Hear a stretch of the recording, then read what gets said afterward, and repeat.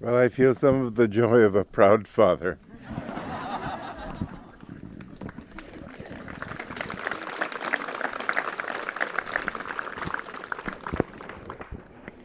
Master, as you know, had a great fervor for this ideal of communities. He spoke with great power about it all through his life, and I am very glad and honored to have been the instrument through which this was accomplished. But the question may remain in many people's minds, how important are these communities to his mission?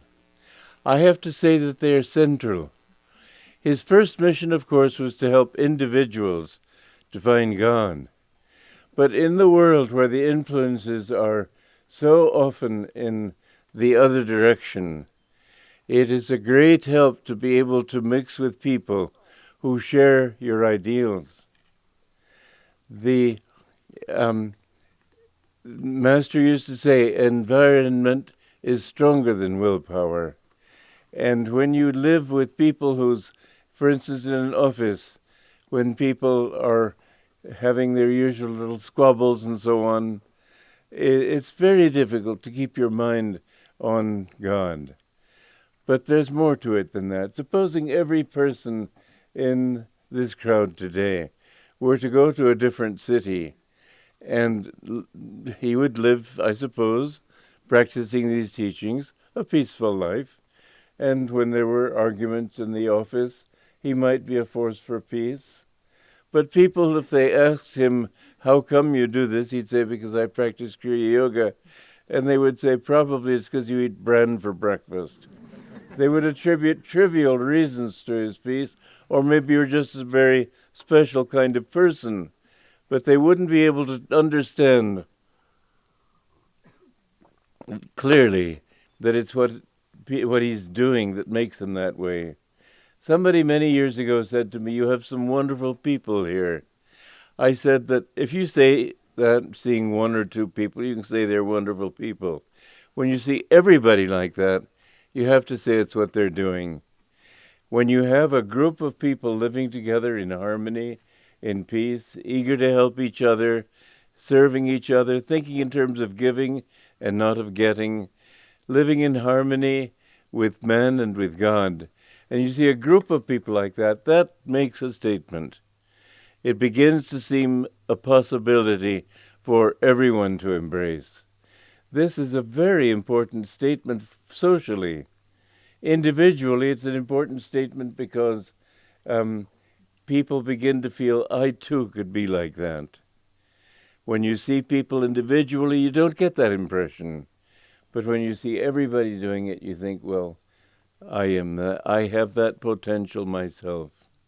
What Master came to give us, as Jesus did, as all the great masters do, they don't come to show us how special they are. They come to show us our own potential. They show us our own highest possibility. Somebody in Australia once, many years ago, and many of you know this story, he came to me after a talk, and he said, well, I've heard your talk, but I'm an atheist. What have you got to say that would impress me? How could you define God in a way that I could respect it? And I said, why don't you think of God as the highest potential you could imagine for yourself? And he looked quite shocked, and he said, well, I'm going to live with that. Well, this is what God is. He's our highest potential. He's not somebody off in the clouds.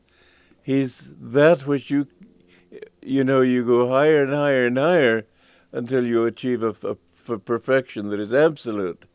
But as the highest potential you can imagine is the highest potential you can strive for. And this is what we help people to see, that it's doable. Communities are a very important thing, and Master said that they would become a vital element in the new society in Dwapara Yuga. There are several reasons why it's important, and he listed a number of them. One of them is a negative one. The fact that we are coming into a very serious depression. He predicted this depression years ago, but he said it would be much worse than the 1930s. He said people wouldn't have the food to eat.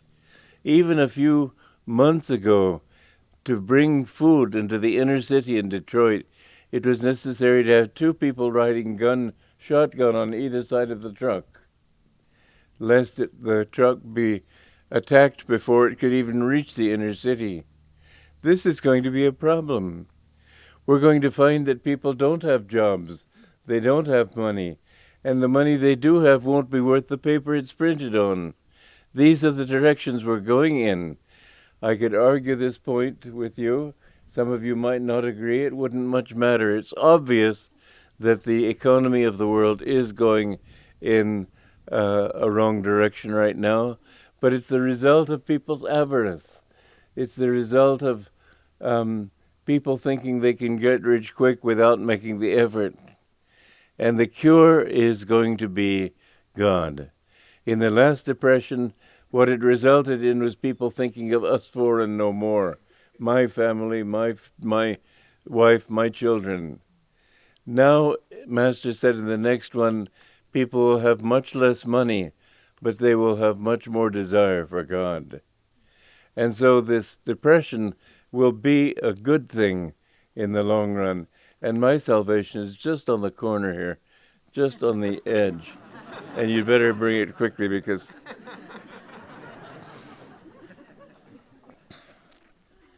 Come.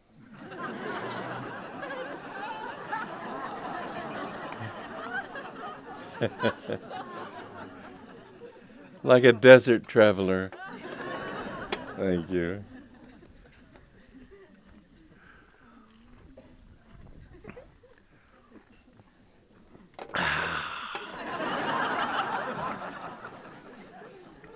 I remember this, I suppose we're all born for a certain thing. I think I was born, among other things, to start these communities. Because even when I was 15, I had this idea. And I got all my friends interested because I'm an enthusiastic type.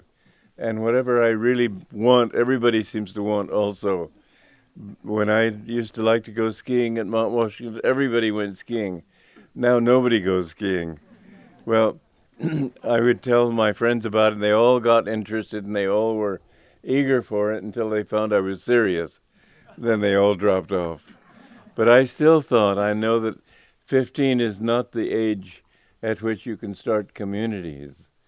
But I had this idea, and I've always had it. And when I traveled around the world, I would look for communities that would give me ideas for how it would be possible to succeed financially. I remember visiting a kibbutz in Israel, and I went to many different places to try to figure out how these things could support themselves. And I know that the beginning of it was probably based in my genes, or whatever you want to call them, but one thing that helped me very much was the movie Lost Horizon. I saw it just a few days ago, and it's really a charming movie. And the idea that they would, when the world sort of bombed itself back to the caves, they would preserve civilization and bring it out again. That was my romantic childhood idea. But I also felt that this is what is needed in the world, small communities. Big cities are not the answer. Big cities breed diseases, and I don't mean physical diseases. I mean mental diseases, such as competitiveness and ruthlessness and ambition that runs roughshod over other people. Those diseases are a part of the modern scene.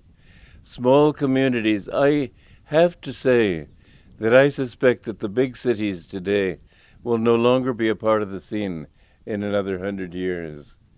I think that people will begin more and more to think in terms of living in the country with a few other people.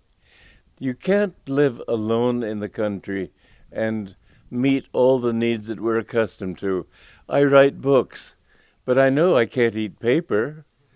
So I need other people who can grow food. When I was working on carpentry, Master had me working on building, helping to build, I should say, really obstructing the the building of India Center in Hollywood. And I would hit at a nail 9 times and miss it, and the 10th time the nail would bend over, and this sort of pall of despair would come over my mind, and it just wasn't my métier, you might say. Perhaps if I had wanted to, I could have learned it. I don't know, but you can't do everything, and I can do a few things decently, and so why not concentrate on them? There was one woman who said she wanted to become a millionaire. At 75, she decided to become a millionaire. She'd been a secretary all her life. Of course she never became a millionaire. It takes skill to be things. You don't have to in order to reach liberation. She felt to find liberation, I must be perfect in every way. That isn't what you need to look for. When you've got a lake that is covered with ice, you don't have to break through the whole ice. Just find one spot and go through it. If you can do one thing well, that's quite enough. But community is necessary. In our community, there isn't a need that we don't find somebody is capable, at least, of meeting that need. People who are in all the different walks of life, and they've studied different things. I can't remember a time when when we had some need, that there wasn't somebody in the community who could fulfill it at least adequately. You need a group of people. Man is a social animal. Man needs his fellow human beings. I remember somebody who lived in Montana all alone, and after 10 years, somebody moved in 10 miles away, and he just had to get out of there. It was getting too damn crowded. Well, such people are unusual types. Most of us need other people. And actually, this is one of the wonderful things spiritually, that when you see other people, we all have the same ideals. We don't have rules that say you must do this or you must be that. We say that this is what will make you happy. It's up to you. If you want happiness, then you will do this. Some people are better at it than others. And as a result, we find that some people are rather bad at some of these qualities. Some people, for example, come and think, what's in it for me? How high can I rise in the leadership ladder? I. Well, we have seen this is now our 42nd year that we've been around. That's a long time. Enough time to say that we know what we're doing. And what we've seen is that people who have the right attitude are always happy, always harmonious. Those who have certain wrong attitudes are not happy, are not harmonious. Those who are wrong in certain ways but right in others, they flourish in the right ways and not in the wrong ways. And so you see, with all these lessons that you get to observe day after day after day, not like in the city where there was a story of a couple that were moving out after 2 years, moving out of their apartment. And the people from upstairs came down, they saw their luggage on the doormat outside, and they said, "Oh, you've just moved in, welcome, we're all one big happy family here." They'd been there 2 years and had never even met each other. Well, in the world, you don't even know your neighbor. You can't tell. You don't see them in their bedrooms, in their kitchens, in their living rooms. They can put on a good mask. But when you see people in a community, living day in and day out, you get to know them pretty well. And you see them over a period of time so that you can find out that certain attitudes really do work, and others don't work so well, and others don't work at all. And this is really a very important aspect of cooperative communities, where people live together, and you find that those who share with others are always happy. Those who think of themselves last and think of giving and being generous and so on, they're always happy. Happiness depends above all on attitude. Another thing is you find that people who have money, that doesn't change their happiness. Happiness comes from right attitude. Happiness comes from being expansive in your nature instead of contractive. So many spiritual lessons you can learn when you can live with other people in a community that you can't learn in practicing Kriya Yoga and doing all those things, but in the cities. So communities are the most important thing, I think, quite honestly, are going on this planet today. We're getting groups of people, and now we're building the 8th such group, and we have about 1,000. I haven't gone around counting them all, but I think it's about 1,000 people who live in all of them. That's enough to give you a good example. But I would like to suggest something more, and that is that people who belong to other communities, other paths, who follow other teachings, that all of these groups, ashrams and so on, that we work together, that we not build a fence around our community. And I say this for several reasons. One is you get away from that thought that we're the best. That's ego. That doesn't help you. To share with other people, even if their beliefs are different from yours, is, I think, important. There's another thing, too. Mahatma Gandhi said that in order to have a village that is completely self-sustaining, you need at least 1,000 people. That way one person can cut everybody's hair, one person, and so on, and the different needs that we have, there's always somebody who can fulfill that need. Well, when you have a broad base, I think that there is the possibility of having much more security. There's another point here, too, and this is one I'd like to propose quite seriously, that in the time of economic depression, during the last depression, there was a town in the Midwest, I don't remember where or which one it was, that survived by having its own currency. I would like to propose that those people who know how to think about these things, and I'm certainly not one of them, think in terms of how we could build a currency, what we could base it on that would make it solid, but that would not be subject to hyperinflation, for example. Hyperinflation is almost inevitable now. You know that the derivatives debt today is about $2 quadrillion. You can't pay that off. It's just hopeless. He's a nice fellow. I'm being political at the moment, but I don't mean to be. He seems like a nice fellow. But I have to say he's probably going to ruin this country for the very fact of being a nice fellow. He wants to print money for everybody. Where's that going to take you except to hyperinflation? I think he's going to prove to be a disaster. Nice fellow or not. But don't blame him. Jesus Christ himself couldn't create a successful economy and a successful community country now. This country has gone so far in the direction of indebtedness, printing a few trillion here and a few trillion there. Where do they get that money? Paper. And where does that paper lead to? Finally, there was a story in the Great Depression, the great hyperinflation in Germany, where a man took his paycheck home in a wheelbarrow, overflowing, and he wanted to go into a shop, and he left the wheelbarrow outside because he said, nobody's going to bother stealing this money.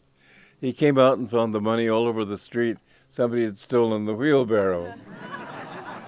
Well, this is the reality. We're coming to that reality, and it's a very serious one. I know that the Brigu reading that I got many years ago spoke of the future in his country when there will be weeping in every home. If you love God, if you believe in God, you will be able to rise above everything. This is another thing that makes communities a wonderful thing, because in a community it's easier to give your life to God. Everybody takes care of everybody else. And in this community, if somebody's couple are getting married, people all pitch in to give them money so they can go off on a honeymoon. Somebody's sick, people pitch in to help them get through the hospital. They visit them and so on. These are things you don't find in the world. In the world, you have everybody stands alone. There was a man who was dying, and he had six stalwart sons. So he asked the sons to go and get 6 sticks, and he put all the sticks together and asked the strongest of them to break them, and he couldn't break them. Then he took 1 stick himself, and weak as he was on his deathbed, he snapped that stick. He said, "Let this be a lesson, my sons. Always stick together. We're much more than 6 people, but we are people who can and do help one another in crises, in difficulties." And another good thing, which you don't get in social systems, you know who the pikers are, and you're not going to help them as much as you are those who really are sincere. Not only that, but you can't really be a piker, which is to say, somebody who doesn't do anything and lets other people take care of him. You can't do that in a community because everybody sees through you. Everybody knows.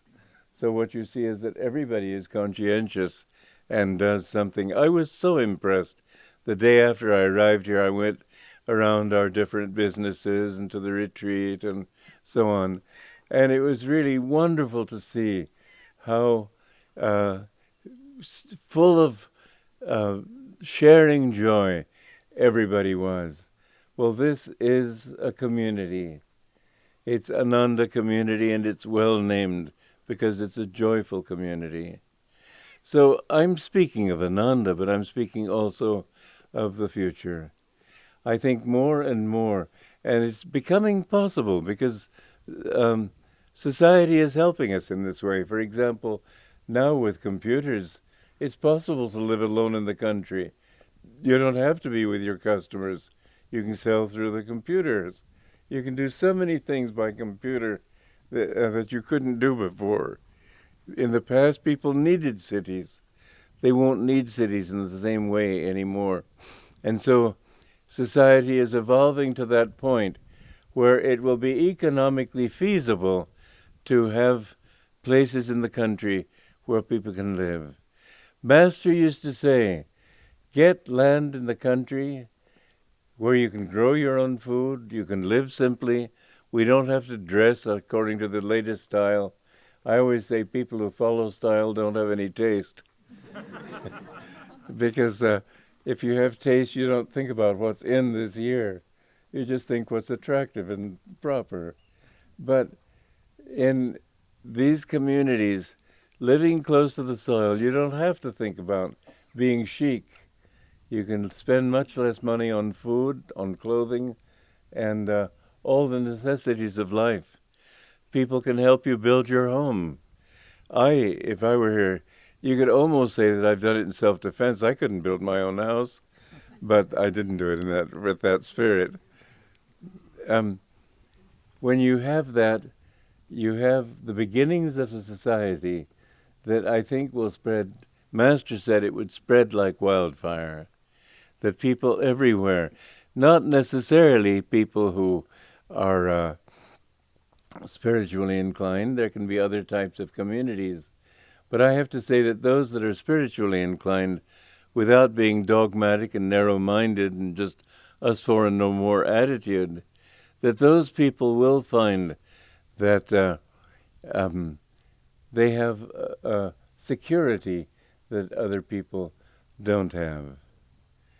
So in the model that we have set, mind you, starting Ananda was not an easy thing. There were, back in the days when Ananda started, there were certain sociological investigations or whatever, and they found that the average length of a new community was 30 days. The average length. Some lasted as long as 6 months. It was very rarely that a community was able to survive even a year. So to have been here 42 years says something. And so my experience in starting communities, that's something that's worth knowing. But it will not be so difficult for people to start new communities if they follow the model that we have finally established. We can always say, and we don't need Ananda communities everywhere, but if they follow the Ananda model, it's much easier to say, well, this is how we do it. Newcomers will say, well, if it's how you do it, all right, and they either accept it or reject it. But in the beginning, everybody was saying, how are we going to do it? And it took a lot of patience and whatever else it takes in order to hang in there. I remember this one person came up with the idea. Mind you, I was 41 when I began Ananda. That's hardly decrepit. But one person came and said that the system in Japan is that when people get old, then the new people come in and push the older ones gracefully retire. And he was trying to say that I should gracefully retire and let him take over. And I had to be firm sometimes. I had to say to him, Dick, his name was Dick, I said, I have not started Ananda to turn it over to you. And I had to be firm sometimes. But I had to know when not to be firm and when to be firm. That takes a certain ability. I can't say that it was an easy experience. It's so nice now to find that you don't have to fight. It used to be that every time I opened my mouth, at least 6 people would try to jump into it. It was not fun. There was one time when I called everybody together. I said, listen, I didn't start this community to fight. I said I could leave this community in 5 minutes and not even once look back. But I said, I don't insist on my way, but there are times when I do insist, and I want you all to agree that if I do insist, you will do what I say. And I didn't, I'm not dumb. I waited until I knew I had a majority on my side. There's no point in blowing into the wind. But when I had that majority on my side, I gave them this challenge, and about 50 people left, and it was good riddance to bad rubbish, in my opinion. But gradually we reached the point where now we can say this is how we do it. And people join that or don't join that. It's perfectly simple. It's a big world. You don't all have to do the same thing. But now it will be much easier. And I do recommend that those of you who would like to start communities but not join this Ananda community, that you try to follow our model. It will save you endless anguish if you don't have to fight every step of the way to get your will through to people. I used to give in on little things in order to gain the main things. And those people who were in tune with what I wanted, I gave them more energy. Another very important thing is, if there are negative people, don't worry about it. Don't fight them. They'll gradually eliminate themselves anyway. Just serenely go your own way. I've always made it my bottom line not to lose my inner peace. And so if people wanted to fight about things, I remember in the beginning, we had this land to pay off somehow. And I went to Sacramento. I was staying there trying to earn money with classes and so on to pay for the mortgage. Jyotish was in San Francisco and he was starting a oil business. And a few people were out there trying to get things going so we could pay the mortgage. But I came up here one time, I remember, and I said that we really all ought to think about paying this mortgage. Well, they were here for God. They were outraged that I would suggest they earn money. And they thought, well, if you want to earn money, that's your business. And they just took that as the sign that God was taking care of them. Well, this kind of attitude was not designed to win my heart, I have to say. And it did come to the point where people like that didn't remain. But in the beginning, there was, even to earn money to support this community, there was one time they created a set of bylaws and a whole corporation to try to separate the farm from the retreat. And I was in India at the time, so there wasn't anything I didn't even know about it till I got back. But when I got back and I found they were doing this, one of the main things in the bylaws was that Kriyananda will have nothing to say with how we do things. That was a bylaw. I said, listen, if I let you go through with this, I'll give you 6 months to survive. 3 months to get your mortgage, your, what's the word? Default. Foreclosure. Your foreclosure notice. 3 more months for that foreclosure notice to take effect, then you'll be out of here. I said, all the people who are paying for this land are living up at the retreat. And so I simply wouldn't let them. There are times when you have to be absolutely firm, and you have to know when to be firm and when to be lenient, but always you have to deal with common sense. Some people, this was a common way of speaking in those days. I feel this is what we should do. Well, blast the feelings. Common sense is what rules in these things. Yes, you can have feelings, but I never say to people, I feel this is... That's not the intuitive way. Anyway, I don't want to labor you with the great problems that we had in getting Ananda started. They weren't easy. And when we finally got it to the point where it was starting to go smoothly, we had a forest fire. It destroyed 450 of our 700 acres. Destroyed most of our houses. And this is before the path came out. I was in Hawaii editing it, and I came all the way from Hawaii to talk to people and give them courage and so on. We lost quite a few people at that time. But gradually, with this winnowing process, we found that those who were really dedicated were the ones who remained. When you start communities, don't think of people who are trying to just get away from it all. Take responsible people, people who are willing to take their share in a responsible way. These people in those days thought they were serving God. How were they serving God? Well, by going swimming in the Yuba River every day, all day. It was a time of irony, I have to say.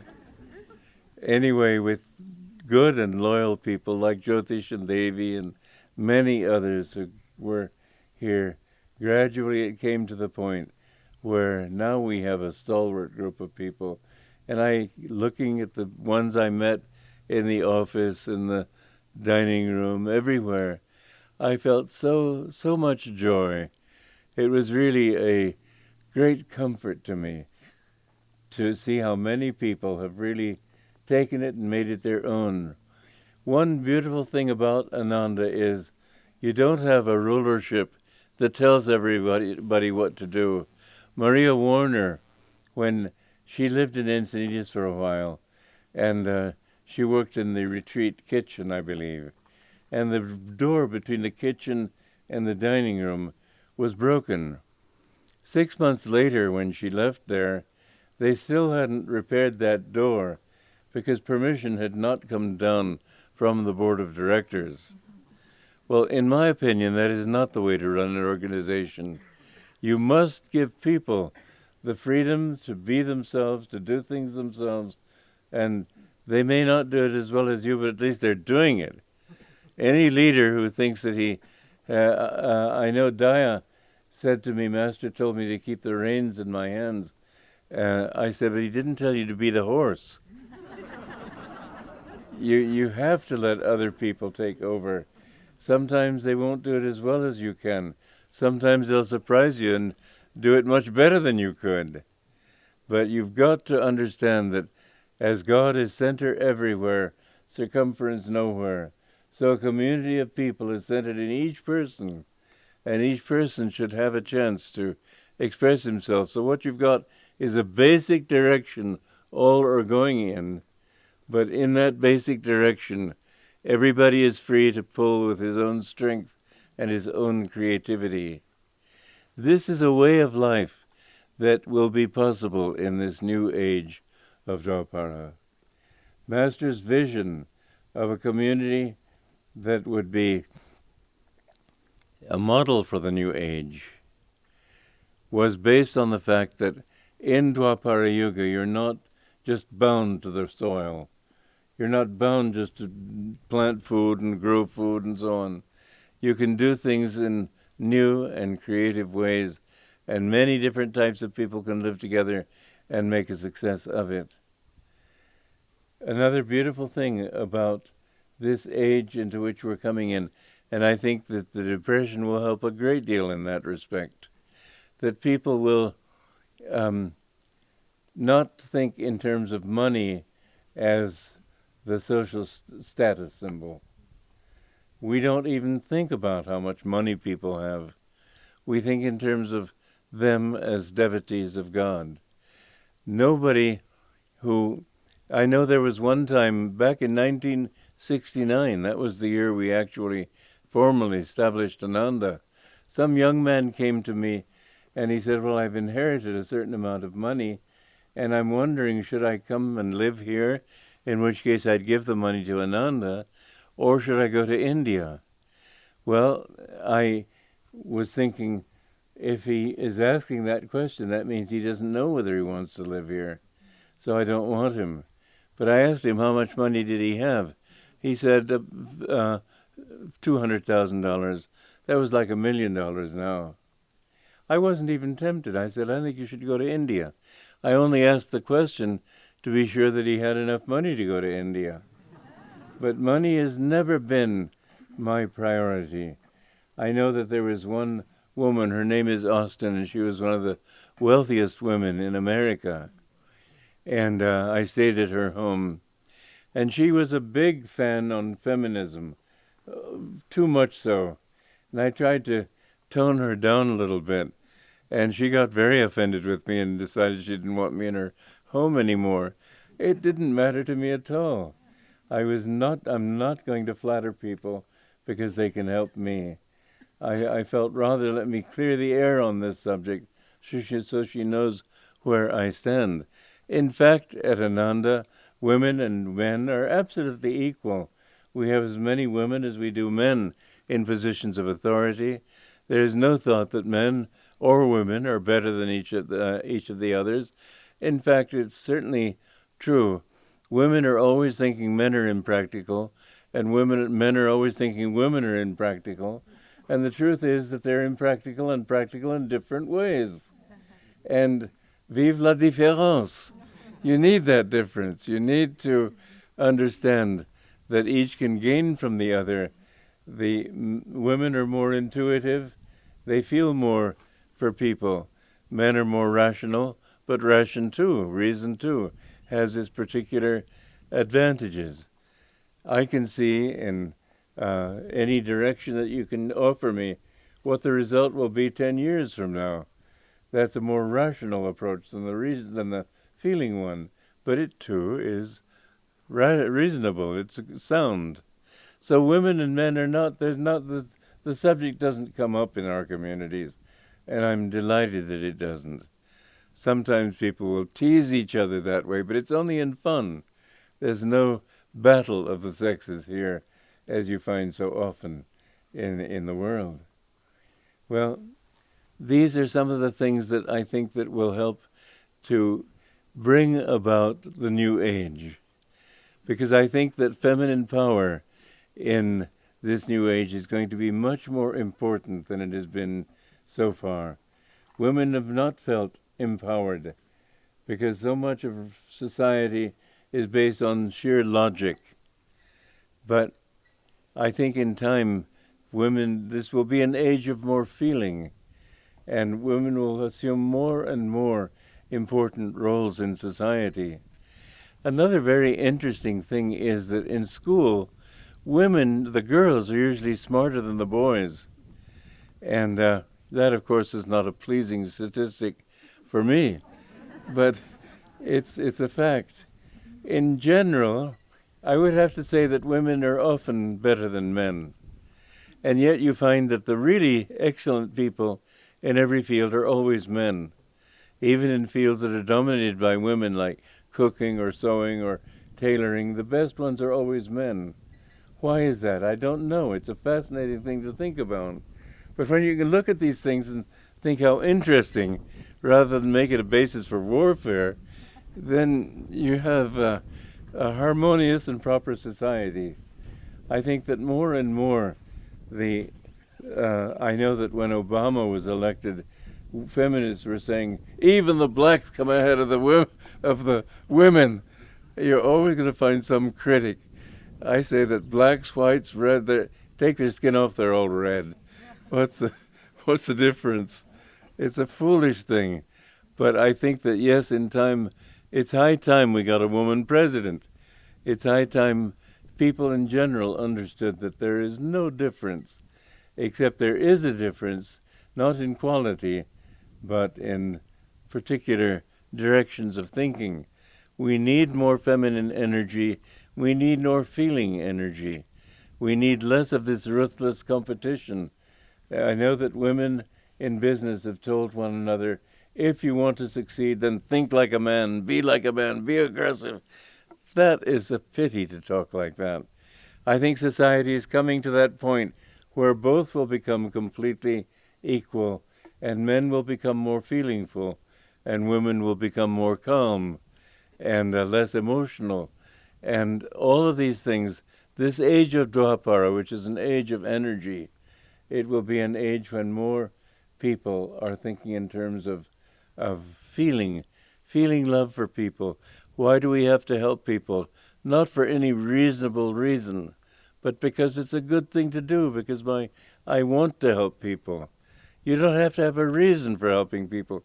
People said after the Second World War, when America gave money to many countries, how many times in history has it ever happened before? I would say none. That a country was attacked and beat the enemy and then stooped down to lift them up and help them out. I think America is the first time in history where that has been done. This kind of thing people were saying in those days, well, but they knew it was in their own interest to help others. Okay, at least they did it for the right reason. Yes, of course it's in your own interest. Everything you do, in a sense, is in your own interest. But you are happier when you help people, and you are less happy when you don't. When there was this big war between Russia and America as to who would get the first person on the moon, somebody suggested we put enough money out to get a dog onto the moon. And the Americans would be so concerned for that dog, they'd raise the money to bring it back again. Well, this is America. This is what is making America such a great country. Much more than the fact that we earn all this money and so on. The fact that we share our wealth, that we work more from the heart and less just from cold intellect. These are all things to be considered when you think in terms of communities. Because when we work together, we feel a natural love for a few people. I have a little tiny round thing, the sort of thing you put under a glass. I was in Florence, in Firenze, in Italy, a few months ago, and I woke up with this great inspiration. And I tried to find some paper. Usually there's note paper in a hotel room. Couldn't find anything. I looked in my bags. There was nothing to write on. Finally, I found this little thing under a glass, and I had to write the whole inspiration out on that glass. But I said that when you understand that the thing that everybody is looking for is bliss, then how can you not love everybody? Because you know they all want the same thing. It makes everybody in the world utterly lovable. And it's such a thrilling thought to have. You see that what they're looking for is bliss. You see that what they want in life is bliss. And one wonderful thing, Shankaracharya gave his definition of God as Satchidananda. Literally, that's existence, consciousness, bliss. But Master added, ever existing, ever conscious, ever new bliss. Now that's a very important addition, which very many people don't understand completely. That bliss, I offer this as my explanation for God, why God created the universe. It's the nature of bliss to want to be expansive. It's the nature of bliss to want to express itself in ever expansive ways. And the absolutely wonderful thing is that here we're just a tiny drop of people on this planet. But everybody manifests that bliss and manifests the hunger for that bliss in a unique way. Everybody has his own particular path to that bliss. Everybody expresses that bliss in a new and different way. It's not as if when you become a saint, you become like all other saints. Yes, it's true, you all love, you're humble, you're blissful, you have saintly qualities. It's not as if some saints were full of rage and so on. Yet each one in his own way is different. Most people are not different.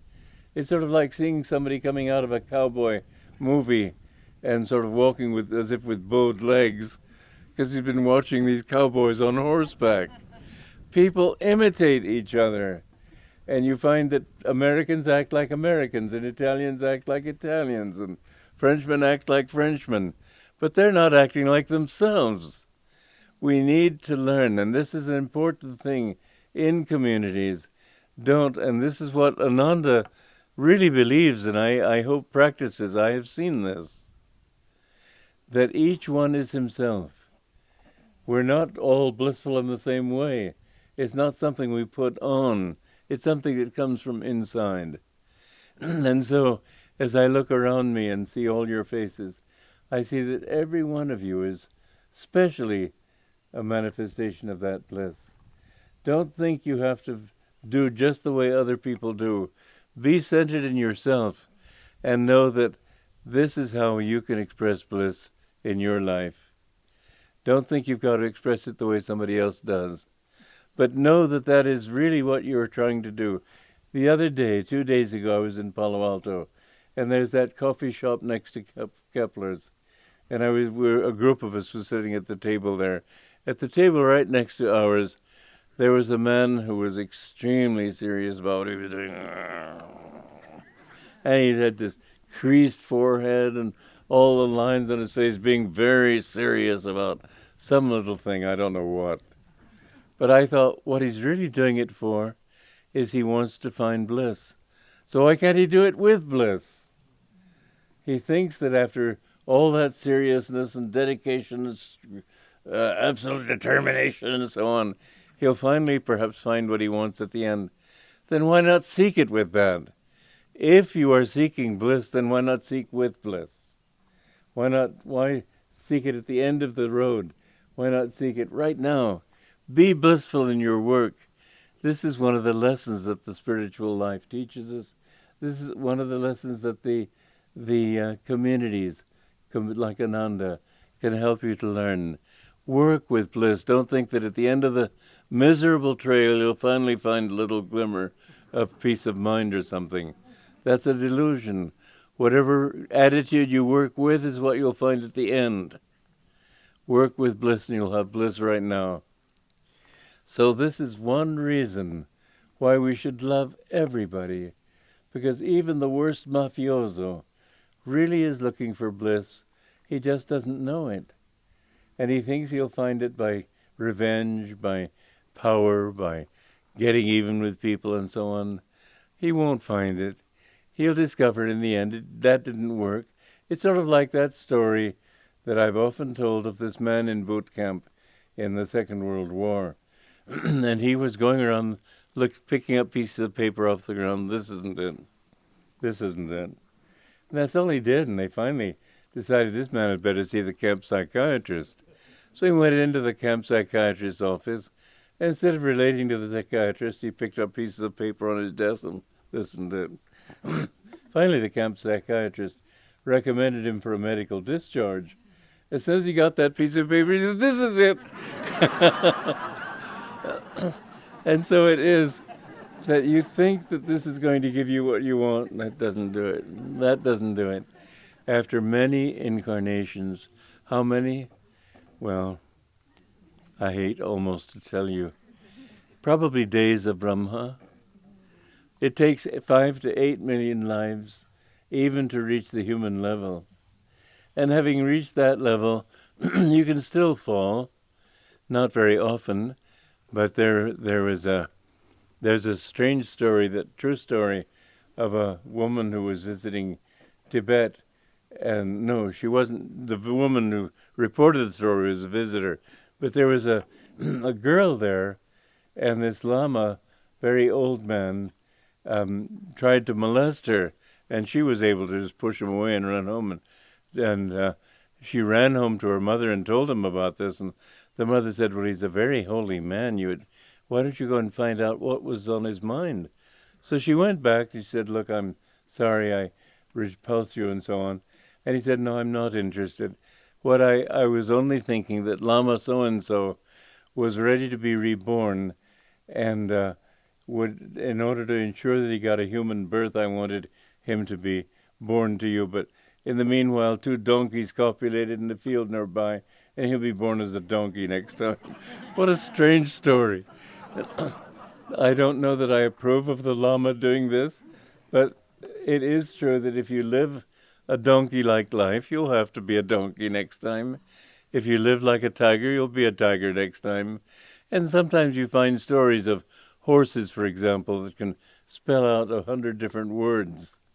This sort of thing is very unusual, but it's an indication of a fallen soul. You usually go back for only one lifetime, and then you come back to the human level again. But if you keep on sinning, then you may be thrown way down, and this gets scary. You can be thrown how far down? To the level of a germ.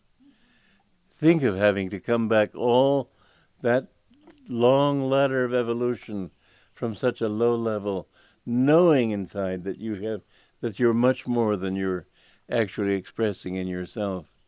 It must be a terrible punishment. But these are realities, and they're not your realities, they're not my reality.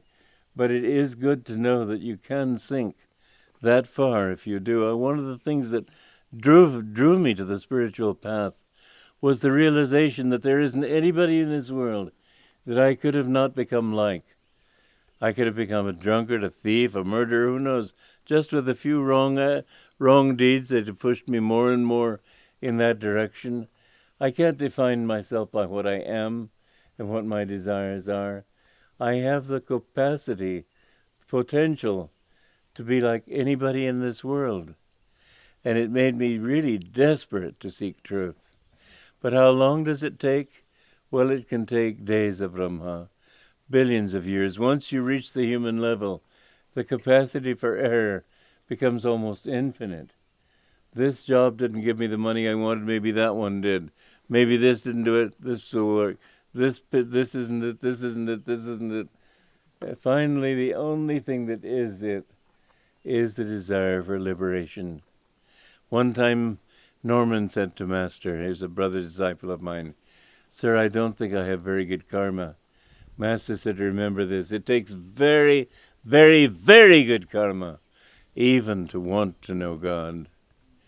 And when you have that desire, don't let go of it. Don't play with fire, because you can wander for a long time." Norman one time had a vision in which he saw himself with Master 80,000 years ago on Lemuria. Well, frankly, I don't know if his visions were valid or not, but it made me ask Master, "Sir, have I been your disciple for thousands of years?" He said, "It's been a long time, that's all I'll say." Well, it does take a long time, but it needn't. The thing is that somehow you have to persuade your mind that you don't want these things, you don't want this, you don't want that. And it takes a long time to reach the point where you know that nothing will work except God. Once you reach that point, you're free already. Once you have the desire for God, you're free already. Oh, it may take a few lifetimes after that, but you're free already, because that desire, too, has to be fulfilled. So remember, communities are one way, and a very important way, of giving people hope that they can be better than they are, that their own potential is higher than it seems, that it is possible to love other people and not be taken advantage of. It is possible to be generous and not be taken advantage of. It is possible to be kind and not be taken advantage of. And the world will take advantage of you. In communities, it doesn't. And in communities, you can see again and again that if we are dharmic, there is that saying, we have two principles at Ananda. People are more important than things, more important than principles, than I should say projects, more important than anything. The need of the individual comes foremost in our minds. And the second is, yata dharma stata jaya. Where there is dharma, there is victory. And we have believed in that. And I have tried again and again in my life to, can't say I've tried, I have somehow managed, in spite of all temptation, to adhere strictly to what I knew was the right path, even if it looked like I would fail. And always I came out in the end on top. There was one time when I was building Ananda, I had to go out and earn all the money myself. It's not as if I had a lot of rich people pitching in with me. I had to earn it. I gave classes around the Bay Area, every night a different town, a different class. I always made it a point to make the price of these classes such that everybody could afford to pay. But if somebody couldn't or said that he couldn't, then I always said, all right, do something like set up chairs before the class or some service like that. I insisted they do something, but in every case, I would, if they said they couldn't, I said, well, take it anyway, because that to me was for my own conscience. I found that in every case, the people whom I allowed to take the classes could have paid.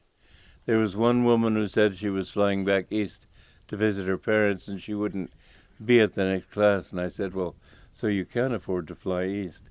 Oh, yes, I can afford the money for things that are important to me. Well, that was something of an insult, but I just didn't say anything. There was another couple that invited me to dinner, and they told me they had just spent $50 on books. Well, that was the money that I would have charged the two of them for their classes, $25 for both Raja Yoga and Hatha Yoga.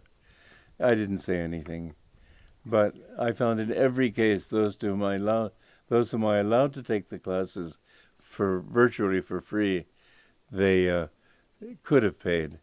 It was for my conscience that I let them not do it. But it was a very minimal fee, 6 weeks, one class a week of Hatha Yoga, $15, or Raja Yoga, $15. If they took the two, $25. That anybody could afford that in this society today. And there was one man in Sacramento to whom I said, well, he said he couldn't afford it.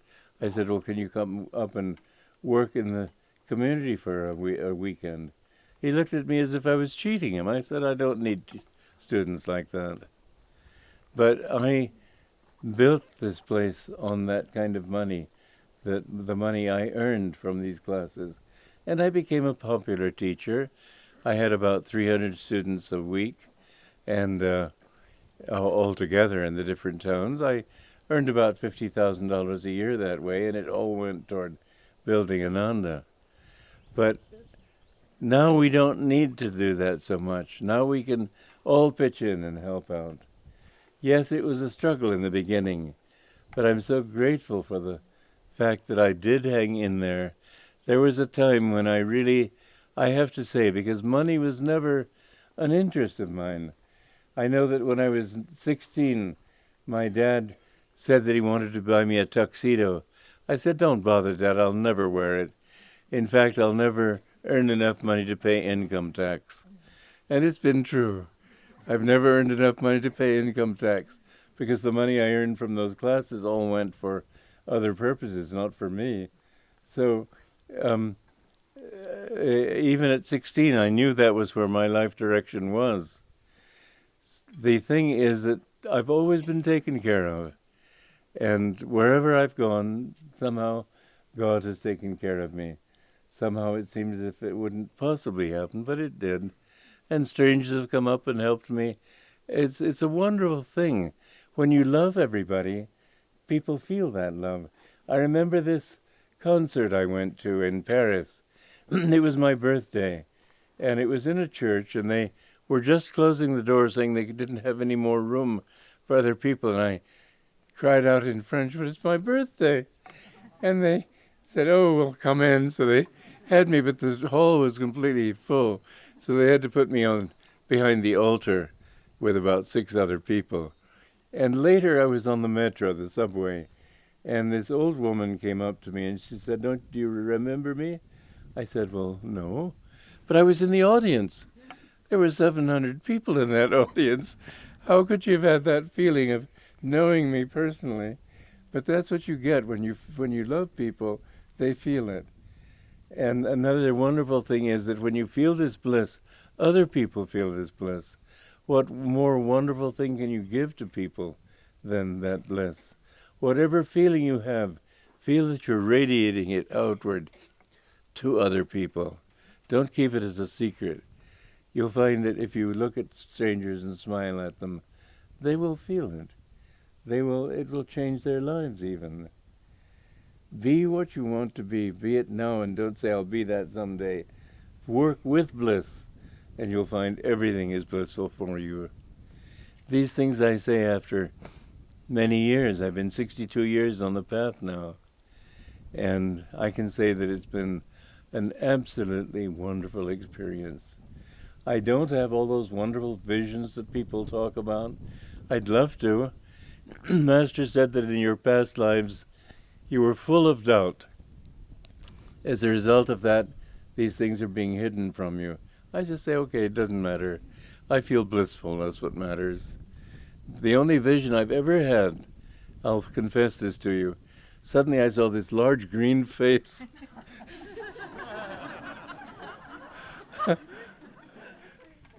I would love to be able to say, "Oh yes, I see this."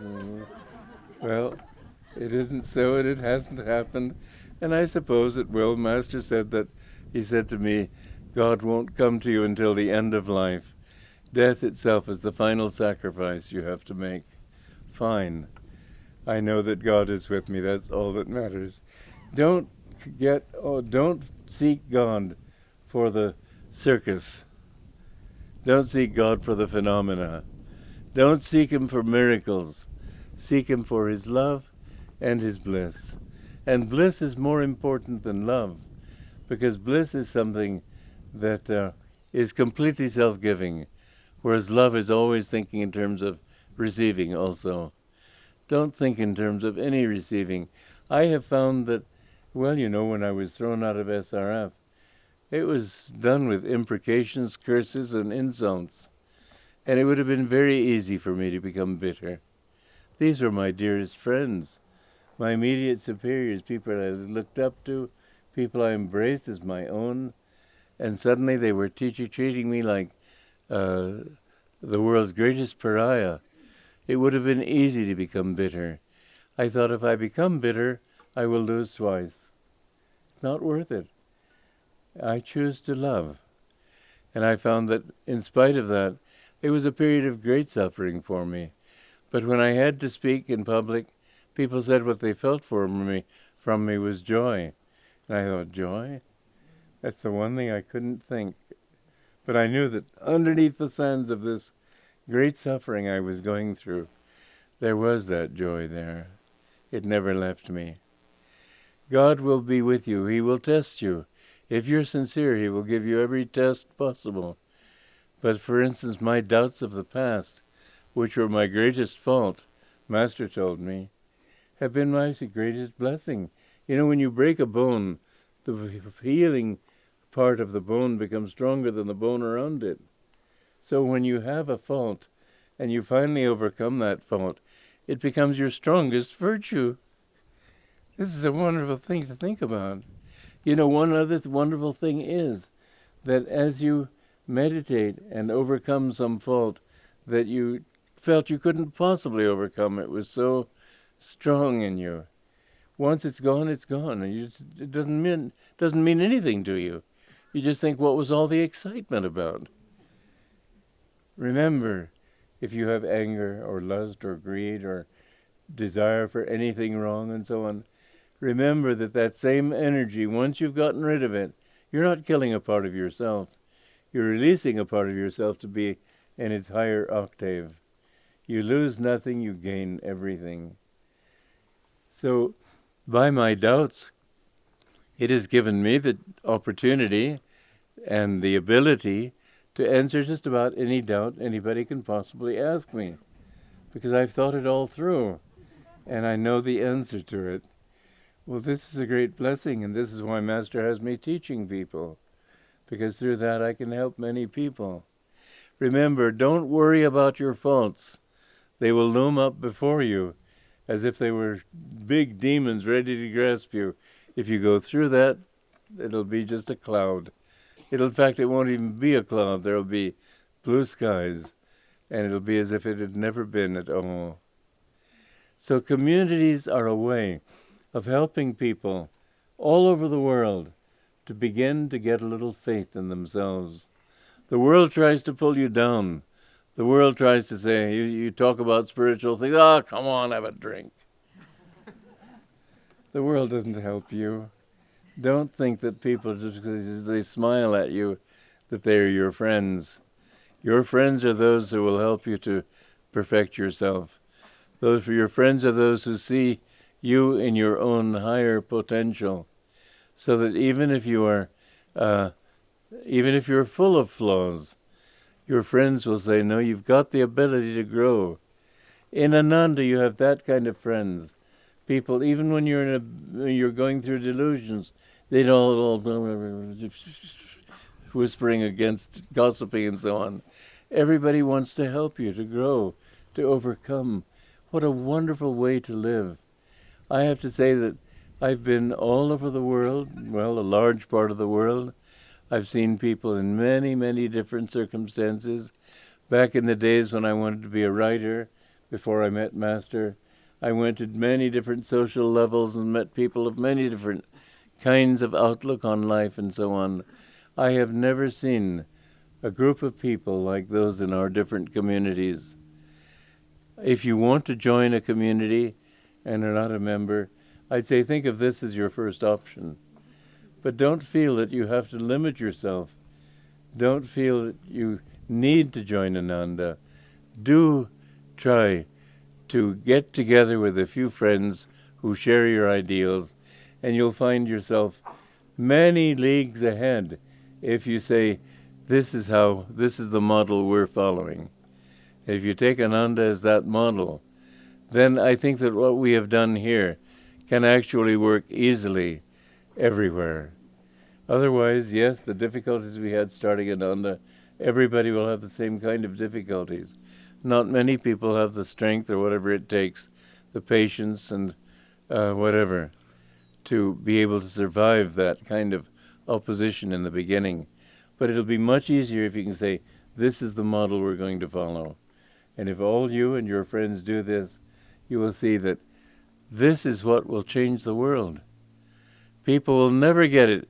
You see people shouting for peace angrily. You don't get peace by being angry. You get it by being peaceful. You don't get brotherly love by hatred and shouting at each other and criticizing. You get it by loving. You bring bliss into this world by living bliss and not by expecting it somewhere. So I think that Ananda, quite honestly, I speak it from my heart. I think it offers the greatest thing that the world has today as a path to inner peace and outer peace. We won't find it quickly. We're going to go through, as I said, very difficult times. People will be starving to death. That won't be a joke. This will cause warfare. If one person, there are 35,000 known atomic weapons in the world. That doesn't speak for the unknown ones, the ones developed in secrecy. If one person drops an atom bomb, do you think everybody's going to say, no, we won't do this anymore? I don't think so. I think a madness will seize the human race. You can be oases of peace, but you will have much more of an oasis. It'll be green and flourishing if a group of you do it than if individuals do it. Back in Hiroshima, when America dropped that atom bomb on Japan, which is our bad karma, there was one spiritual group there that was not affected by the bomb. I have read about this. I can't say I've been there and seen it. But when you live for God, when you dedicate yourself to God, God will protect you. It'll be difficult to feel that protection on your own. Remember those 6 sticks that old man had his sons bring him? When you were together, when you're a group together, you will find that you have a strength, and a strength in your devotion to God and in your ideals that will help you to sail through all hard times. And also remember my practical suggestion, that one town in the Midwest that had its own currency. I do think that the money in this country won't be worth, this is what Master said, it won't be worth the paper it's printed on. But you can have your own currency if you can manage to do it, and I don't have the brains for it myself.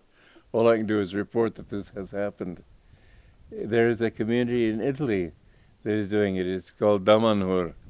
And we could do something similar, particularly if we have other communities, not necessarily Yogananda followers, not necessarily yogis, but groups of people who build a broad base by the fact of there being many communities. We can stay out of this hard time that is coming. Will this time be a punishment? No. It'll be a cleansing. When we come out of this time of great suffering, of international warfare, I think many, many people will be destroyed. But when we come out of it, we'll see a better world, a world of peace and brotherhood. Master said there won't be another war for 300 years. People will be so sick of fighting. But there will be peace then, and we can help to build for that peace.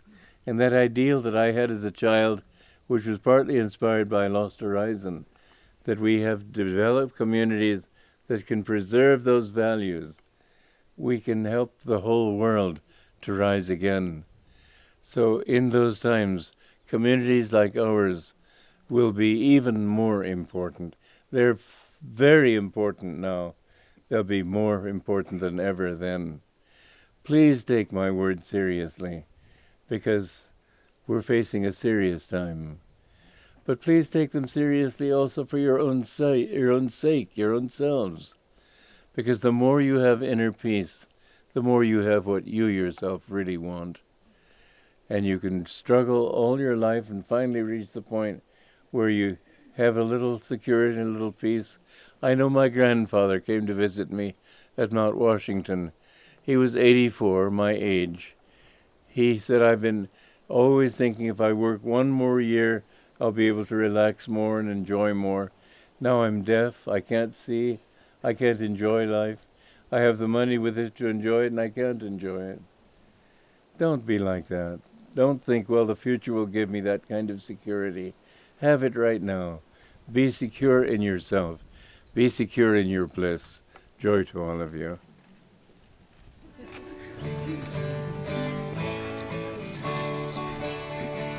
Walk like a man, even though you walk alone. By court approval, once the road is known. Let come who will, but if they all turn home, the goal still awaits you. Go on alone. Follow your dream, though it lead to worlds unknown.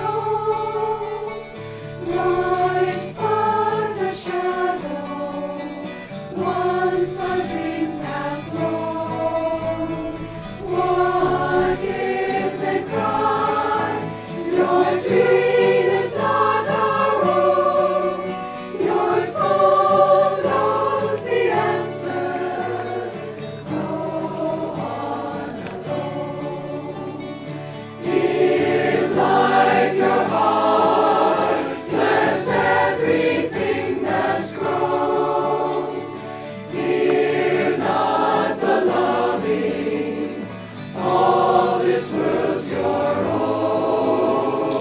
Make rich the soil, but once the seed is sown, seek freedom, don't linger.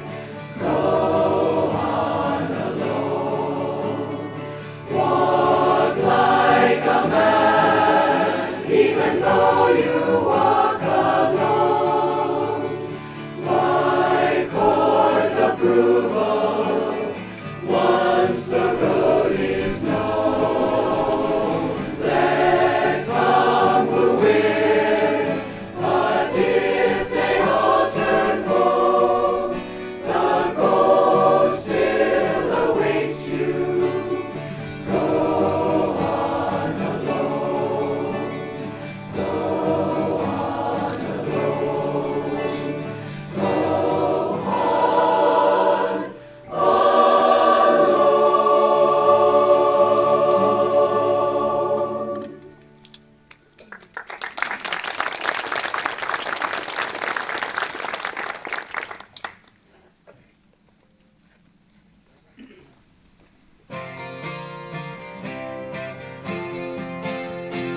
Many hands make a miracle.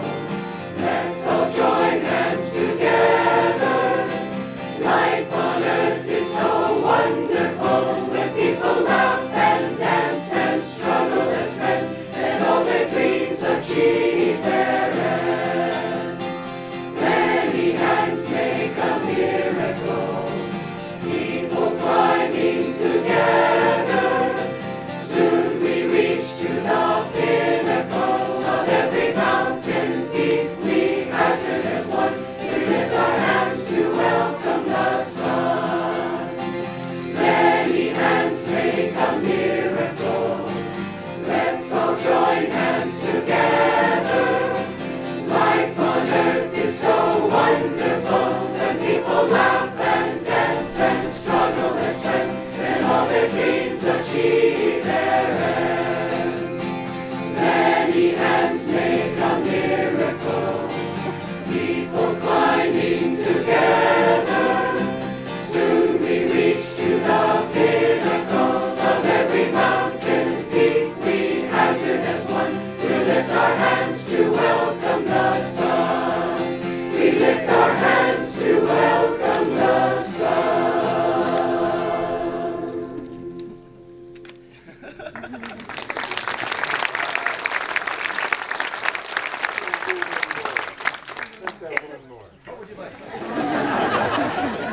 I would like a soft and sweet song. Life is a dream. Life is a dream. You enter.